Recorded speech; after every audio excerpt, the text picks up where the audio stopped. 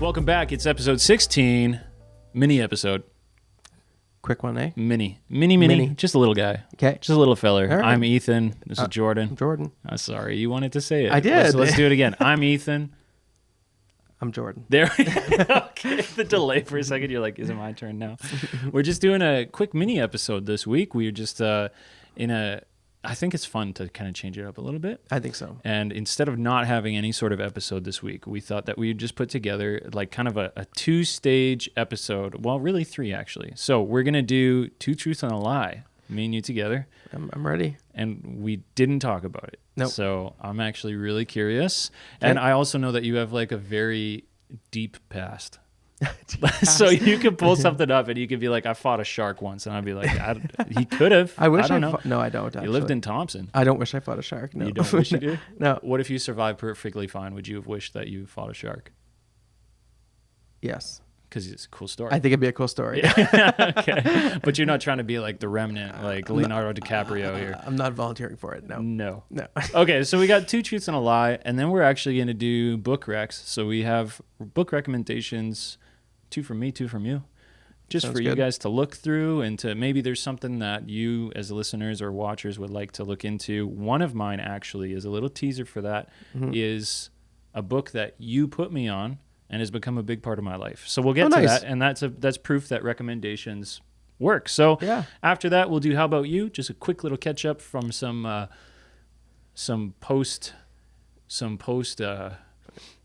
drama from last week's episode. Post Zevia. We got into some Zevia territory. That sounds good. Yeah. I'm looking forward to it. So it's going to be fun. Let's start it off by getting into it and talking to each other about Two Truths and a Lie. Let's see how well we know each other. All right, let's roll. So do you want to go first or do you want me to go first? I'm going to let you choose. I want you to go first. Okay, I'll Okay. go first. All right. Okay, so 2 truths and a lie. Hit me. I'll hit you with 3 statements. Hit me hard. All right, let's do it. Number 1, I read 20 books a year. Okay. He's trying to deke me out with facial expressions. Number 2, I smoked cigarettes for 3 years. Oh, there's the deke again. Okay. So, yeah. Number 3, I passed my driver's license on my first try. Wow. Yeah. Okay. Immediately, I have a suspicion. Okay. Yeah. 20 books a year. 20 I books a believe year. it. Okay. Unless you're being silly and you're being like, actually, it's a slightly different number. Okay. Like if you're like, it's not 20, it's 19. Okay. So like you could be tricking me, but I believe that. All right. You said you smoked for 3 years. Yeah. You grew up in Thompson, I believe it. You consider the territory on that one, eh? Yeah, it just makes sense. You're like, yeah, it makes sense. Yeah, He did you that. and the wolf packs were smoking. So Yeah. I believe that. And then the last one, can you remind me of it I again? passed my driver's license Yes, test okay. on my first try. To be honest, you're a Okay. very competent driver, but I don't believe that. You don't That's the believe lie. that? That's Kid- the lie. That's a lie? Yeah. Okay. Well, you want it? Yeah. That's true. Really? I passed my driver's license test on the first time.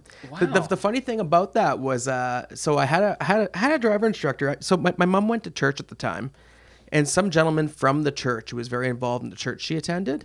I didn't go at the time, but he was the one giving me my test. So part of me wonders if I got graded on a little bit of grace sometimes on this thing, Interesting. because I missed a stop. Take his license back. And typically when you miss a stop, that's an instant fail. But Yep. I didn't blow a stop sign though.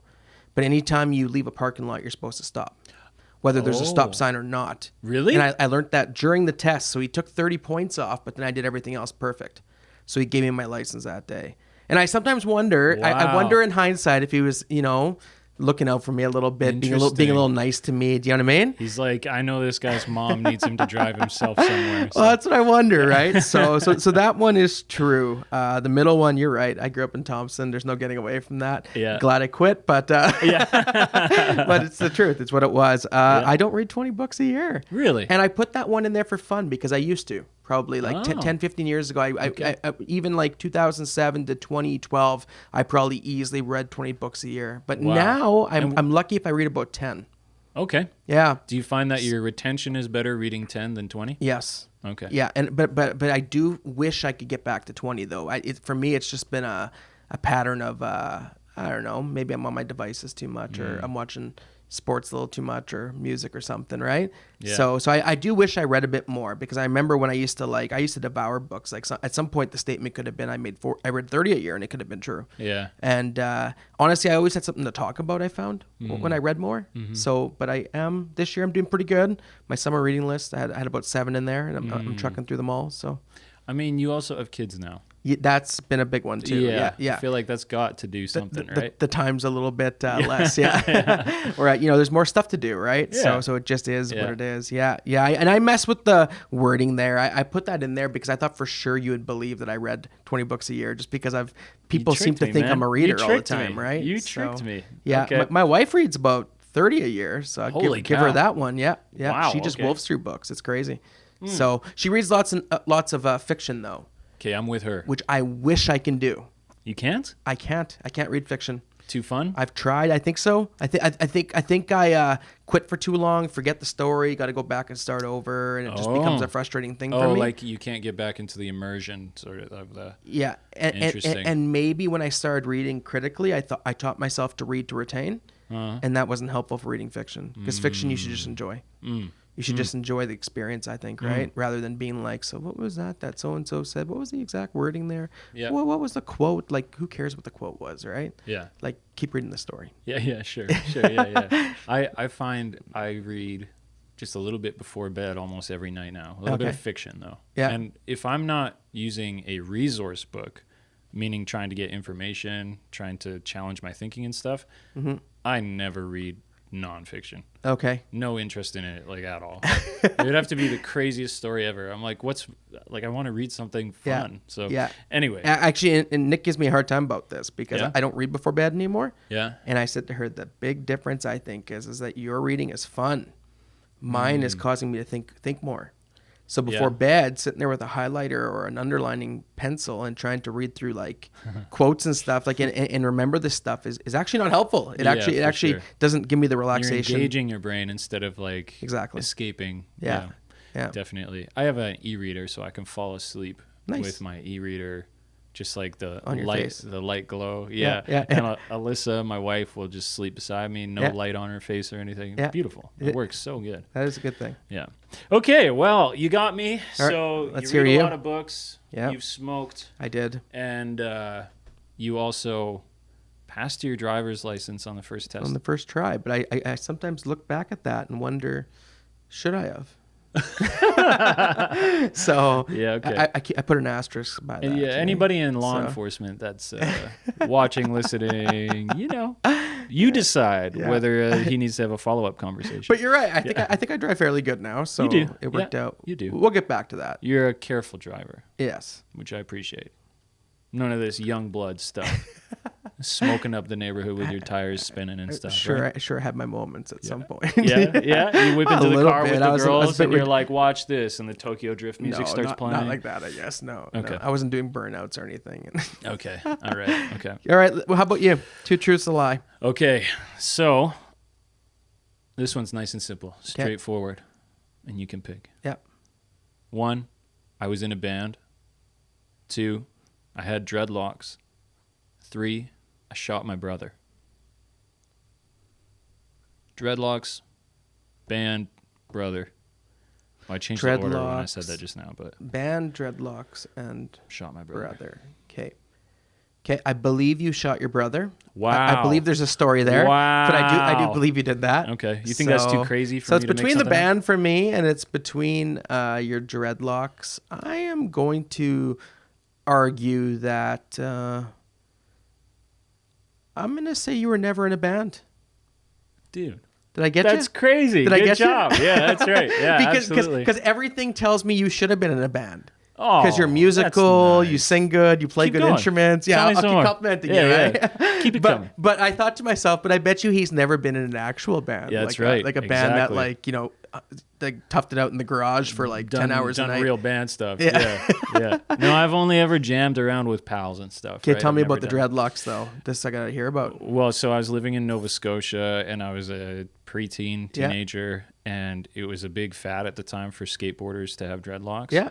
And so I was like, hey, I'm like trying to skateboard and I want to fit in. I was terrible. Were you good? Oh no, I was pretty bad. I tried. The issue is horrible. I didn't want to get hurt. Yeah. So I would only do tame stuff. Like I rode around on my skateboard. That's all I did. Yeah. And I lived on this giant hill in Nova Scotia that, like, if you started going down it on a skateboard and you didn't know how to kick out your tires to like skid or anything, like you just like would be barely, you'd be going 100 kilometers an hour down this hill. You know what I mean? Yeah, exactly. all the way down. So that always scared me, But anyway, I was really into like rock music and stuff, and some of my favorite guitarists and stuff had like dreadlocks, and I was like, wait.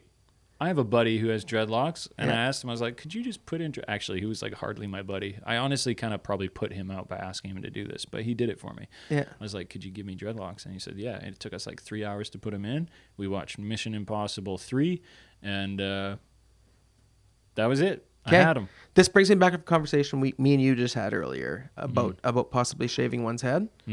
Did you have to shave your head to get them off? No. Oh, no. You were able to like undo them? So they were like fatter, looser dreads, and I had only had them for like, I think I only had them for like under a year. Okay. Did you wash your hair? With the dreads? Yeah. Well, that's kind of complicated. Because they say not to, sort of, right? Yeah, you're supposed to keep them dry because they can get moldy inside. Yeah. But you use like dread wax, and you can use like a crochet hook to pull in strays. So you like do maintenance on them every day anyway, or at least when you're starting out. And for me, I've got like white blonde guy hair, right? So it doesn't dread well. So I had to really work extra hard to make stuff happen. So one more question on this: would you bring them back? No, because they're dirty and stinky, and I'm married. Yeah, you just don't want to do that no more. Yeah. Okay. I mean, even though I kept them really clean, and some people can have clean dreads and not be stinky, and like, of course, it depends on your hair type and stuff. All of that matters. Yeah. But like for me, they were dirty and stinky. Yeah. And my wife would literally leave me if I had dreadlocks. All right, so no dreadlocks. No dreadlocks. That's good. By the way, I shot my brother. Yes, I knew there was a story to this. Was a play on words here a little bit. Okay. So I shot him like with an airsoft gun. Did you? There you go. Maybe a pellet gun would be the most I thought maybe you had one of those pellet gun instances or something. Yeah, but I never shot him with like a real gun. Where you were like, does this work? Yeah. And he takes one off the elbow or something, right? Exactly, yeah. So that's fun. Interesting. I was overthinking that one to an extent, but I figured the most obvious thing there should have been that you were in a band. And, you did great. Do you wish you were in a band now? No. No. Okay. No, I don't. I've had and I have enough fun with music without that. I think if there was ever an opportunity in the future to be in a band, I would probably consider it. Like people have asked me before to join a group or something, and I'm just like, I don't have the time. Yeah. Like I care more about my being with my wife than going to bars and not getting paid to play music. Well, and practicing 4 nights a week. Yeah, exactly. Yeah. So it's a big lifestyle. Yeah. Okay, what's your second one? You've got another one prepped? Two truths and a lie? I do got another one for you. You ready? Yep. Okay, first one. My favorite sport to watch on TV is football. Number 2, I won a golf tournament in Winnipeg as a teenager. And number 3, I totaled my dad's car shortly after getting my license. Wow. Yeah. The fact that you happened to bring that up when you had been... I just had to had to mention it again. Okay, so the golf tournament in Winnipeg? Won a golf tournament in Winnipeg as a teenager. My favorite sport to watch on TV is football. And I totaled my dad's car shortly after getting my driver's license. The favorite sport one is tricky because it could be your favorite sport, but it could be edged out by something else. I just know that you love watching football, man. I think you like watching football more than hockey's, but I think you like... We're going to get into Depends this which one. Jets we're talking about. No matter what you pick, we're going to get into that just a little bit for like 20 seconds or something, okay? Okay, I'm going to say that you do like to watch football the most. Okay. At least you've talked about football more over the summer than you have hockey. Mm-hmm. I mean... Again, that's a loaded statement in and of itself. Okay, I believe the golf one. So the lie has to be that you totaled your dad's car shortly after getting your license. I got you for the second time. What? No way. The lie is the golf tournament. Oh, really? Yeah. Okay. So I won a golf tournament in Snow Lake, which is this small little town in northern Manitoba. But in Winnipeg, I never won. I always lost when I went down south for that. Okay. My favorite sport to watch on TV is football. Yeah. And I had people call me out last week because I didn't go down to the Labor Day Classic in Regina. And I said to them, like, I've been offered free tickets often to this thing from a friend of mine in Winnipeg who has seats over there. Yeah. But I actually like watching football on TV. I like having the announcers. I like seeing the lines. I like the view that the camera gives me. There's so much going on in football that watching it on TV is so much better than watching it in person without the broadcasters and stuff. Hockey, I love watching in the building. Interesting. I'd much rather go to a hockey game live than I would a football game. So it's the TV part that was the trick of that statement. It was, yeah. Interesting. Yeah, that's where I was tricky. Well, I mean, it's truthful, but Yeah. it's the important part. Yeah, Yeah, okay. In Winnipeg, I always lost. I just never walked away a winner. And I did total my dad's car probably, when did I get my license here? I got my license in March. March of 2024. I was trying to beat the prom. Nope, 2000. I was trying to beat the prom. Prom was in May, and I didn't want I wanted to be able to drive the girl I was taking, and not the other way around. So I realized, whoa, I'm getting late. I should have got my license 2 years ago. Let's get it now. So I passed it on the first try, as I told you. And then, 2 months later, I was getting ready to. I was closing A&W because I was working at A&W at the time. Classic Jordan. Yeah, it was awesome. And I love didn't get home that till backstory part about I didn't get you. home till about 2 probably because it was a Friday night. And I drove my dad to work. He left for work around 5. Okay. So I woke up at 5. And anyhow, he saw me falling asleep the whole way out to the mine. And he said to me when I left, you stay awake, you. And sure enough, fell asleep on the way back and totaled the vehicle. It was kind of a life-changing moment for me, to be honest with you. I'm not going to get into it too much. Yeah. But I used to always think, like, there's no way you could fall asleep when you're driving. And then I realized in that moment, early on in the driving career, how easy that is to happen. Yeah, that's right? scary, dude. Yeah, I literally thought it was beyond me. And then it just kind of happened because I was just overly tired, right? Yeah. So it made for quite the day, actually. Yeah, driving tired is driving impaired, right? Yeah, it's pretty not scary, good. man. I hate that feeling. If you ever have to be going somewhere and you're like, I'm just really tired, Yep. dude, I'm pulling over. And I'm taking a nap on the side of the road. I'll if I have walk to. outside of the vehicle for a while. I'll do Yep. different things. Yeah. Yeah. I'm very on guard about that since that moment because I was skeptical about it. I used to think like, that's gonna happen. Like almost arrogant about it. You know what I mean? Yeah, for sure. Then it happened pretty quickly. Wow. I'm glad you're okay, man. Yeah, that's thank crazy. you. Thank That's you. wild. It was wild actually. I'll show you the pictures later. I have them in the office. Yeah. Yeah, right on. Are they printed out? They're like in frames? They are printed. Yeah, because Dude, that's that's all you awesome. can do back then. Yeah. There you go. They're not digital. So you can Yeah. see how old I am. Yeah. All right, what's yours? Okay. See if I can snag you one more time here. Yeah, I don't like this. I don't like that you've won 3 out of the 3 here. Yeah, I'm sorry. So man. I'm hoping this one gets you. Just saying. Okay, so these ones, the first ones I just did simple, it was like this, or this. But these ones I've given more context to, so you'll see how that plays out a bit here. I tricked a youth leader into putting their hand in a box with a mousetrap in it in front of the entire youth group. Second, I filled my friend's dorm room dresser drawer with water and put fish in it before I left for the summer. 3, you like that one? Yeah, I do. 3, I went into a house I didn't own or live in and carved mine and my wife's initials into the staircase. Okay. So youth leader, handed a mousetrap in front of the youth group. Yeah. Dorm room dresser full of fish. Yeah. Or carving mine and my wife's initials into somebody's house. I'm just ready to go for this. You ready for it? Yeah. You lied about the youth group leader. Dude. Did you? I can't believe Did that you? out of 4, Did you? I actually got one. Nice. Ah, dang it. Yeah. It was the fishbowl, wasn't it? No. See, oh, man, nice. so Okay, the that obvious counts. That one. counts for 2. Great. Ashley knows about this Dang because it. she was working at the college, I believe, at the time that this So happened. I didn't doubt the fishbowl one. That one was the one I. Wait. Sorry, wait. Yeah. You're right. Oh, am I? It was the fishbowl one. Okay, is so what you I'm lied trying to say. you lied about the fishbowl But it thing. actually happened. Okay, I got to explain all of these to you. Because I could see you doing this. That's why I was kind of not going to pick that one. It's a real thing that happened. Yeah. But I didn't do it. Okay. I was just there. Okay, so the first thing, I have to say this because it has to do with youth. But this last week, we had our youth kickoff. Mm-hmm. And it was amazing. Lots of fun to have everybody in the place. Yeah. And we had this game called What's in the Box. Oh, shoot. And so it's like Jimmy Fallon has played it and stuff, Yeah. like it's it's out there. We just stole it. And so there's a cardboard box and you got to put on a blindfold, and you reach in from the sides. There's holes. And on the front, everybody sitting out front can see what's in the box. Yeah. But you're up in front of them, and you have to touch what's in there and find out what it is. So we had things like baked beans or, some slime, or we put in whatever weird things.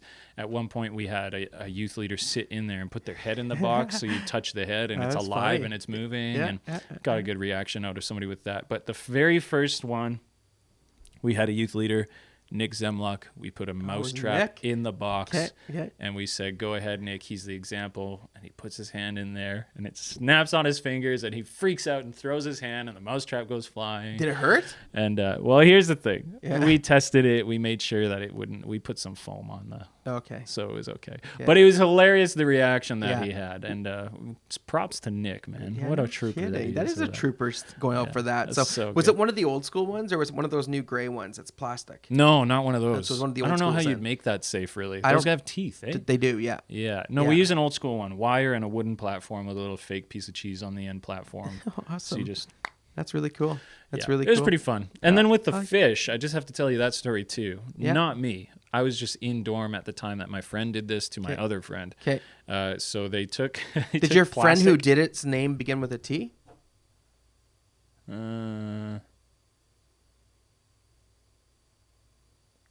I don't know. I think it might have been Matt Unger that did it. I forget. All right.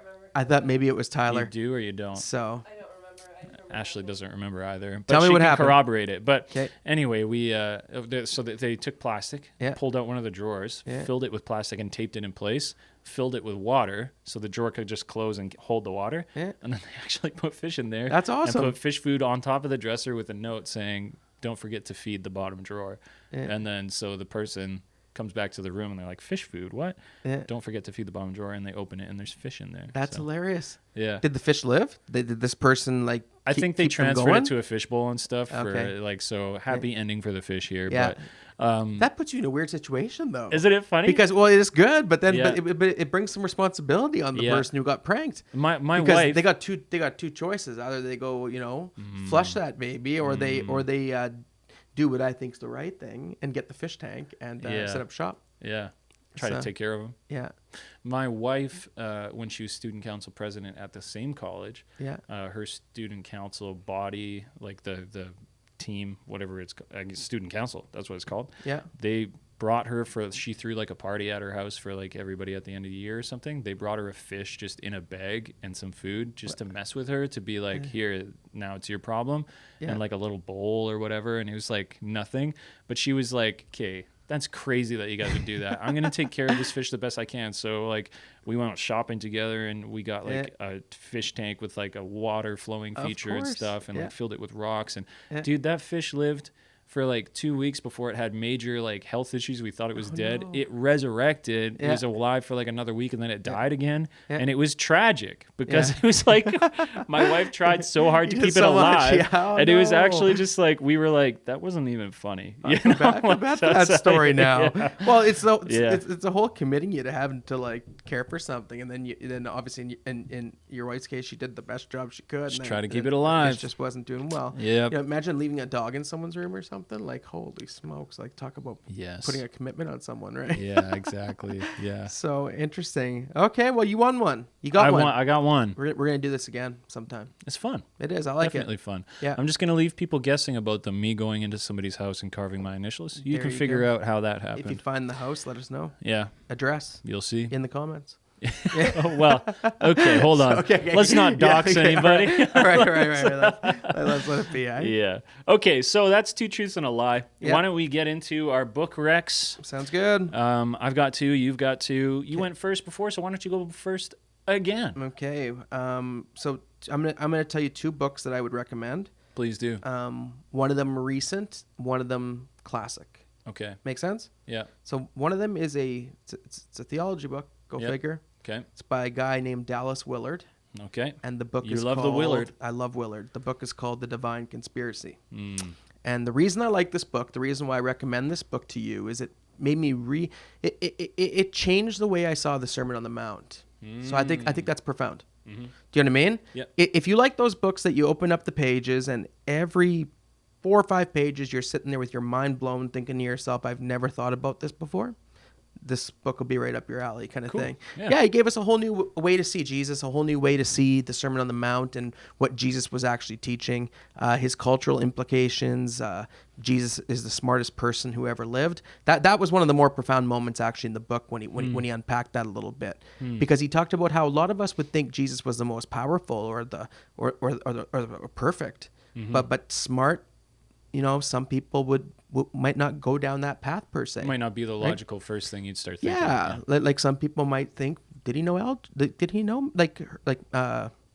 what's that called? See, this is how good I was in math, trigonometry, and all that kind of stuff, right? Yeah. But it's a fascinating read. I love the book. It helped me rethink the Sermon on the Mount.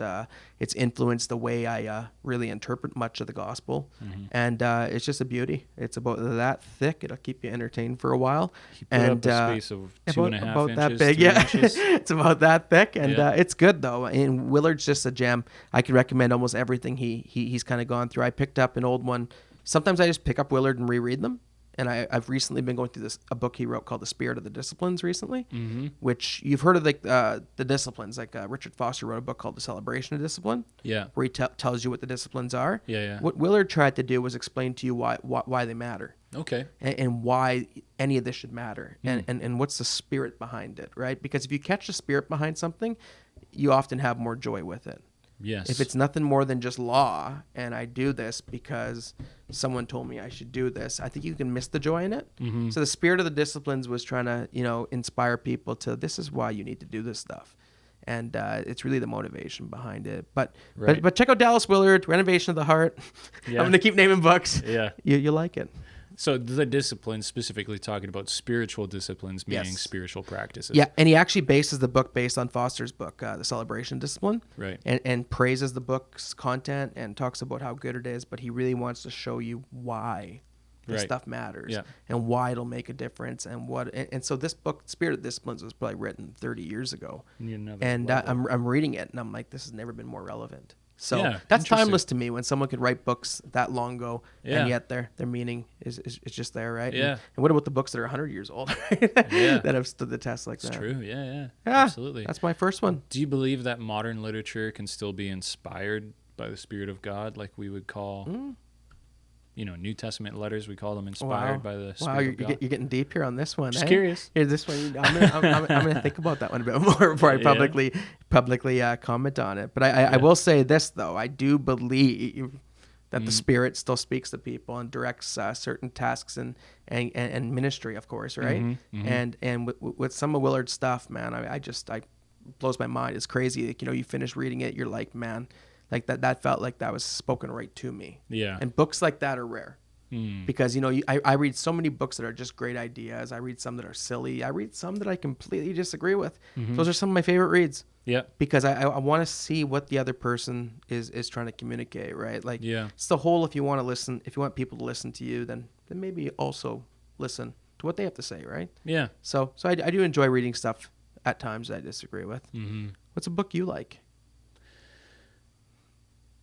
I've got a few. Sorry, I'm still thinking about what we were talking about. There's a lot more to say, but I think we should leave it there. But we'll eventually get back to it someday. Yeah, I want to talk more about literature and inspiration and stuff. Another episode, we'll get into it. But I have a couple recommendations. Two. So one is actually a resource book that I use. Yeah. Audio listeners, you won't see this, but I am holding up Luke for Everyone, written by N.T. Wright. It is part of his New Testament, part of the New Testament for Everyone series, and the Gospels for Everyone, specifically N.T. Wright wrote. Yeah. A cluster of books. And the idea of this book is it goes through the book of Luke like a resource book would, like a commentary, where there's sections from the very beginning to the end. It's, sectioned out, and then he gives commentary on it and talks about the historical importance, and he brings it to modern application as well, which is a little bit more rare for commentary resource books. Yeah. So lots of times with commentaries, just for anybody listening, watching, if you're curious, these terms like commentaries are a typical form of book that or type of literature that Christian, historic, or theological authors will write, and they write them going through books of the Bible to give more in-depth commentary about the history of the book, about when it was written, who it was written to, etc. So pastors use commentaries all the time to help them learn what they should teach from, like to help them sharpen their preaching and to make sure that they're not saying anything that's inaccurate.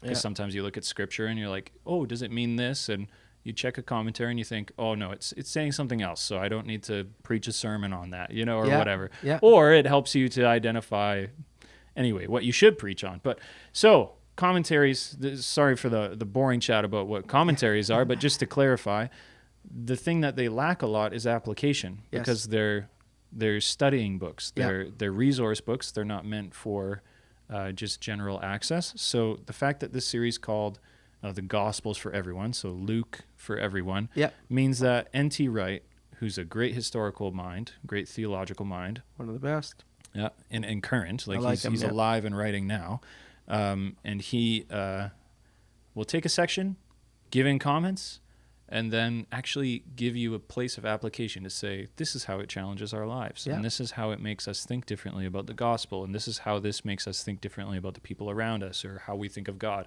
So anybody can access these. That's why it's called For Everyone. Access it without sacrificing the theological and historical depth. So I would encourage you to check out N.T. Wright. N.T. Wright can actually, any of his books, kind of like how you're saying Dallas Willard, just go for it, check out his stuff. Yeah, you could do that with Wright. Just check out Wright. Big time. I have to wholeheartedly recommend that series too. Yeah? Yeah, I'm with you 100% on that. There's some of my favorites to look at when I'm preparing to teach on something. You notice how he always starts off every section with like a practical example? Exactly. And some of those examples are so like close to us, and some of them are so far away, but you get the point still. Do you know what I mean? Yeah. You still get the point of what he's trying to say, and I definitely appreciated that. I like that you brought Wright up. He's a very skilled communicator. He is, through his writing and stuff. So yeah. I feel like I was going to say something else about that book, but I think we said enough about it. We're good. It's good. Oh, I will actually say, so I use it for youth discussions all the time. Yeah. And there have actually been occasions, particularly one that I can remember, where I read what Wright wrote, and I thought, I don't need to write a message about this. Like, I'm just going to read this. Well, so it wasn't like, I didn't replace my whole message with it, but I was like, I'm not going to rewrite what he wrote. You're just going to read it? I'm not going to rewrite what Wright wrote. Yeah. I'm going to just read what Wright wrote. Yeah. And it was, because it's so applicable and easily digestible, that it just came right out. And the second book that I have is the one that you gave me a rec on. Okay. You actually gave me this book, or to be clear, I think your wife did. I think Nicole gave it to me. Yeah. But it was when you guys were leaving to go move to Winnipeg. Yeah. And I was working here, and we were working together. Yeah. And when you guys were leaving, you pared down some of your books. Yeah. So you guys had like duplicates from college years and stuff. And so she gave me a book called A Diary of Private Prayer. Oh, by Bailey. By John Bailey. Yeah.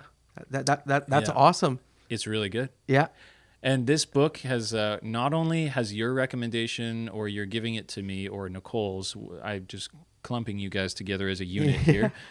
Your recommendation to me of this has not only impacted my prayer life, but then I've gone and talked to people about it. I've given this book to my youth leaders on certain years, and there was even a member of our district that heard about my recommendation, got it themselves, and I talked to them about it later, and they're like, yeah, it's just really good and enriching. And awesome. So what it is it's old school. It from is. A while ago. Yeah. But like John Bailey's long gone. But he wrote this, he wrote collections of prayers. A Diary of Private Prayer is like a collection of his stuff, right? Mm-hmm. So his prayers are so insightful. Agreed. Into what matters in your day-to-day. Yeah. And so grounded in your identity as just a person that's going to go to work, that's going to have a family, that's going to have broken relationships, his prayers address all of these things. Yeah. And it's a prayer book that even gives you spaces to add your own things as you pray. 1 page for the morning, 1 page for the evening. Mm-hmm. And if you just keep that on your bedside or whatever, you can pop it up and you can say, all right, I'm awake in the morning. And for me, I have to get out of bed if I'm going to focus on anything. So I go upstairs and get a coffee or tea, and I sit down and read it. Yeah. And when you read it, it says things like, God, thank you for the work I have to put my hands to today, because you've made us to be people who are driven, and I'm thankful for that fulfillment in my life. And I pray for those in my community who don't have that and who are struggling because of the lack of that. Like, that's just such a practical, that's a, what's it called? It's a paraphrase of like an actual prayer that's in the book. Yeah. Where it's just so practical, like directing your heart towards your day, but also opening your mind to like, there's people in my community who don't have what I have, and they are lacking because of it. And so I should remember them in prayer. Yes. And it's like, when I read these prayers before I go, and when I come home, I'm ready to pick up the day and I'm ready to put it down. Like, it's just, that's what he helps you do. Yeah. He helps you get ready for the day, and he helps you leave the day behind. Yeah, So that's exactly what it is. I love that you love that book. it's so good. Yeah. It I quite really literally appreciate that. changed my prayer life, because For sure. It helped me so much. Okay. And here, if anybody's watching, listening, if you struggle with praying, maybe you don't know how, maybe you just straight up don't pray, which is, Yeah. if we're being honest, if we polled people in churches, a lot of people don't spend a lot of time reading and praying. Yeah. But we don't need to get into statistics about it. But if you're on anywhere on the spectrum, it's the sort of book you can pick up and it will help you. Yes. It will just be good for you. I think so too. It won't leave you confused. Yeah. It won't add stress to your life. It's something you could pick up and do a couple days, and if you forget, then it's fine. Come back and do it again. Absolutely. A Diary of Private Prayer by John Bailey. It's so good. I definitely like it a lot. I ended up getting a copy from one of my professors. Yeah. Yeah. So we had these little things in college called spiritual formation groups. Mm-hmm. And each professor had to take like about 10 or 15 students, and like they met every Thursday Yep. for spiritual formation. Yep. And my prof, who I was a leader with, I was in my fourth year, gave us a copy of it. And, Wow. and actually, hold on. Yes. And I remember he gave one to Nicole. Yeah. And he looked at her and very earnestly said, use that. Yeah. Make sure to use that. Yeah. Right. Yeah. And Nick took that very, very serious and started using it. And it was life-changing for her as well. Yeah, wow. But he at one point was going to write a modern paraphrase of that book. So if you're listening, Yeah. I still think that's a good idea, because you're right. It is kind of old school, Yeah. and there's some charm to that. Yeah. But I do think it'd be cool too to see a more modern kind of take on it, right? Yeah. And It's like some of the working maybe that's class a project, situations maybe are a that's little project different. for you to take on. Yeah, I don't know about And that. start paraphrasing it, but no, Yeah. good stuff. I love it. I Yeah. love it. And it's cool that comes from a recommendation to a recommendation to a recommendation. Like 100%. there's a whole chain of things. Yeah. And that's why we wanted to do our book recs this week, because in light of not covering some other neighborhood stuff, we thought maybe you guys can glean something from this. Yeah. And I hope you honestly check out Dallas Willard, N.T. Wright, or John Bailey's A Diary of Private Prayer. Yeah. Do you want me to shoot one more? Oh, you got another one? I do got one more. Okay. Okay. I just Didn't wanna you do 3 at the front? I did one. Did you mention 3? I might have mentioned 3. I mentioned Okay, all the Willard okay. books in a sense. Sorry, because But I'm not trying to cut you I'm off. going to throw something modern at you, okay? If you haven't checked out a gentleman named Adam Grant's book, Think Again, give that one a read one of these days. Think Again. Put it out 3 years ago, yeah. It was all about how to rethink the presumptions and things that you come to. And we were at a place in life 3 years ago where maybe it was a good thing to maybe rethink some of your assumptions and rethink some of your, things that you thought were just like completely, right? Yeah. And so he talks about, personal rethinking, interpersonal rethinking, and then collective rethinking. And the whole book is about being graceful with people. And he's not a Christian guy, I don't think. What? But he comes across from a real angle of like, I think society would be a lot better off if we could adopt these principles. And I'm not going to endorse absolutely everything in the book, and you shouldn't in any book really, unless you're reading Willard, right? But I'm just Not joking. even the Bible, I'm just Jordan? joking. Oh, of course the Bible. Of course the Bible. So what's That's- different that- between that's Willard and the Bible? That's the one book, the Bible. So that's the one. But check out Adam Grant. Think Again. I think you would love it. I see people posting his quotes all the time on stories and stuff like that. And every time I see one, I'm like, if you haven't read it, make sure to go check it, because it's a real thinker. And I do think anyone who likes it would engage it and enjoy it. Right. That's it. I'm going to be quiet about books. That's but good. I want to throw something I modern at you. appreciate that too. Yeah, that's really good. By the way, I think you and I personally should probably clarify that we don't endorse everything in the Bible. Okay. There's a lot of bad stuff in the Bible. Okay. Well, there you go. There you go. We don't endorse the bad things. I see what you're doing. I see what you're doing now. Yeah. Yeah. Anyway, so thanks, Jordan. I appreciate that. Yeah. And I mean, you're always ready to hand out some recommendations. I love books and you stuff. read a heck of a lot more than I do. Not 20 a year though, right now. Yeah, come on. Get better, Jordan. Get better. Yeah. Okay, so with that, we're actually going to do our one normal segment for this week, which is How About You? How about you? How about you? This past week, we were chatting.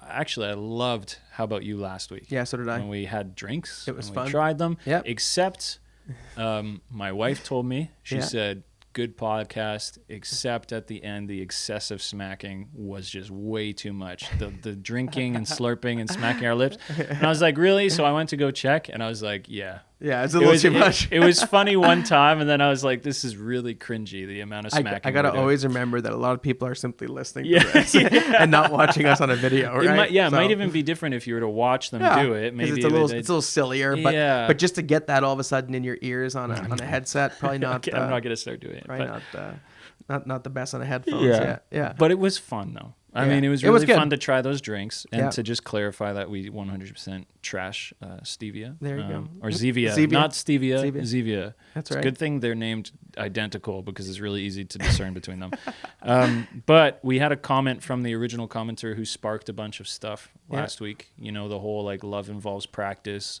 Yes. Talking about how I was just a shallow, callous jerk for dismissing Zevia, you know? Yeah. And, you know, through our comments, this person commented back and said that they're absolutely losing it over this week's episode of the podcast and that they're so glad we tried the Zevia. Oh, good. So I think that all things have worked out here and that we are too. We're moving positively. But we still don't love Zevia, right? No. No, we don't. No, we don't. We don't. Sorry, No. I really wanted to. Yeah. I'm going to be honest. You with tried. I did. Yeah. I tried my best. It just ain't coffee. Just wasn't able to do it. It wasn't coffee or tea. No. So how about you for this week? Why don't you tell us one of your favorite books? Yes. Drop a line. Tell us something that you've read. It could be fiction. I love fiction. And if you, unlike Jordan. Yeah. I want to like fiction. Someone throws something at me that's going to get me right in there. So you should read... are you ready for a rec? I am. Are you sure? Yeah. Hyperion. Okay. Not everybody should read Hyperion. Okay. It's an adult-rated book. Okay. Not because it's crazy. It's just it's got violence and stuff in it. But you should read it. I'll chat with you more about it later. That's Yes. interesting. Okay. Yeah. Okay. Tell us your recommendations. Give us something, some fiction, some nonfiction. If you've like read a devotional, maybe that you're like, hey, this really helped my spiritual 100%. practice. Your comments could help somebody else too. So let us know. And otherwise, we'll be back next week for a full-length episode 17. 17. See that? Unedited is a ministry expression of the Neighbourhood Church. Hosted by Ethan Andrews and Jordan McClellan. Produced by Ashley Drayton. Voiceover by me, M. Curry. Watch us on Instagram, YouTube, or Facebook. Or listen on Spotify or Apple Podcast. Thanks for listening.